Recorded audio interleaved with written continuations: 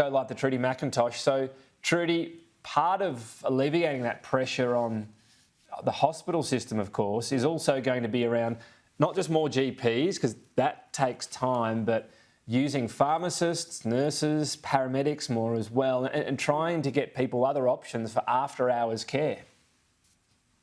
And this is crucial, Tom.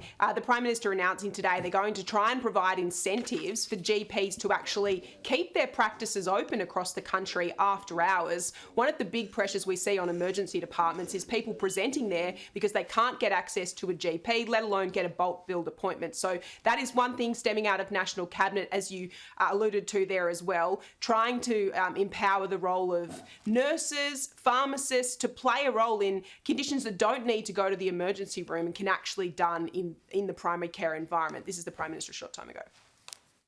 One of the things that we need to do is to improve primary care delivery so that it takes pressure off our public hospital systems around the country.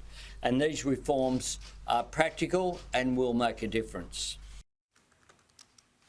All right, so that's the health side of things. NDIS, I thought this was really interesting because all the talk of making it more sustainable, remember it was supposed to grow by 4% a year.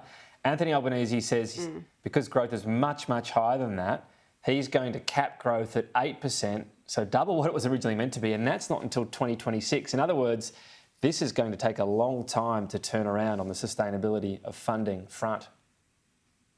Well, Tom, and I don't even think you could refer to it as a cap. It's more likely to be a target over the forward estimates. That's where they'd like to see the growth in the NDIS, but we've seen it balloon out beyond these sort of targets before. Crucially, though, the states originally agreed to pay 50-50 when the NDIS was established. We can show you these numbers here, and they're not paying that at the moment, and it's only a forecast to get worse. This financial year, the Commonwealth will pick up a 66% share.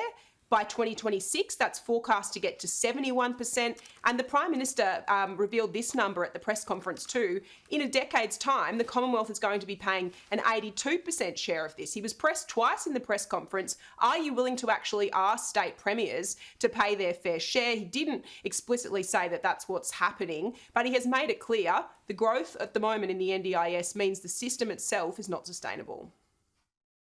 The trajectory of NDIS expenditure is just not sustainable into the future.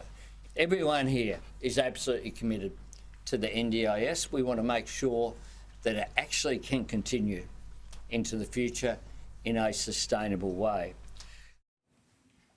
Now, while the Prime Minister might not be publicly pressuring the states to actually pay the 50-50 split, the NDIS Minister Bill Shorten met virtually with his state counterparts yesterday. There is privately negotiations going on, Tom, by the end of the year to try and renegotiate that funding arrangement between the two levels of government.